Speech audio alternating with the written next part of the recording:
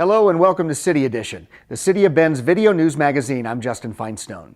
The city has received millions of dollars in low-interest financing for the surface water improvement project and is also looking for ways to help spread out the costs of the project. Here's an update. The City Council and staff are doing everything possible every day to bring down the cost of this project for ratepayers. Right now with the surface water project here in the City of Bend, we are approaching quickly the 60% design phase with our consultants, which include our intake facility, pipeline, hydroelectric facility, and treatment.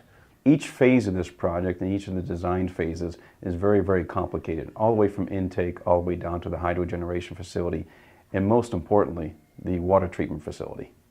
Recently, the EPA signaled that it would be reviewing the rule that is requiring Bend to treat its surface water source. That provides the City of Bend the opportunity to ask for either flexibility and/or an extension on the compliance with that rule. The rationale being, why should the city need to comply with a rule while it's being reviewed and could possibly be rewritten?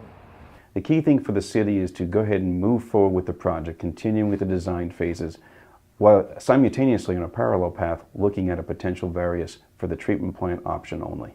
It's been frustrating to many of us throughout this process that the federal government is making us spend $30 million or so on a treatment for a problem that we don't really have.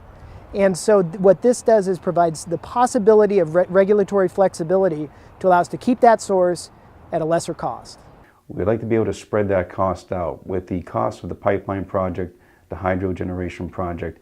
If we can go ahead and defer water treatment costs to a later date, there may be some savings there for the citizens in the City of Bend. The city has been recently awarded a low-interest loan from the Oregon Business Development Department, as well as a grant for hydro. The low-interest loan is primarily for our treatment facility. So in the case that we are not successful at receiving either a variance or an extension, we have resources available to lower our financial costs to get that project completed. One of the benefits of getting a loan, for instance, from OBDD or DEQ here in the state of Oregon, is that we can go ahead and negotiate some of the finance terms that go with it. Our finance department takes a good look at that option versus the option of bonding, and whichever is best is the route we go ahead and take.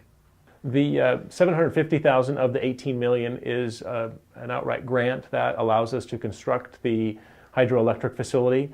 The good news with the hydroelectric facility is that the power generated and the revenue generated from that power is enough to be able to service the debt that is needed to issue that. So in year one, there's positive cash flow. This grant just helps that position further. On the wastewater side of the house here in the City of Bend, we also have a major project going on with the expansion of our wastewater treatment facility. The city's been very aggressive at applying for dollars, especially at the state level. For our wastewater treatment facility, we've received $20 million over the last 9 months. $6 million of that we've already agreed to. They came back to us and asked recently if we'd be interested in $14 million more in low-interest loans. The City Council cares a great deal about reducing the cost of this project. We think it's important to retain the dual source, to retain the surface water source that served Bend so well for so many years, and we need to do it at as little cost as possible.